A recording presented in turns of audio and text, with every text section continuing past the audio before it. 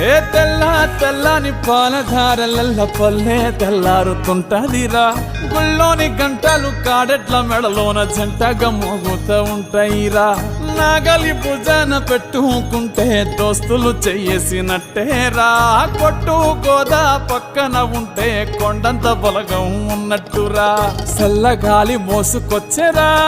సేను శిలకల ముచ్చట్లు దారి పొడుగు చెట్ల కొమ్మలా రాలుతున్న పూల సప్పట్లు గట్టి మోపులు కాల్వ కట్టులు చెమట సుక్కల్లో తడిసిన ఈ మట్టి గంధాల ఊరు పల్లెటూరు దీని తీరే అమ్మ తీరు రంగులోన దాసి పెట్టి కొడుకుకిచ్చే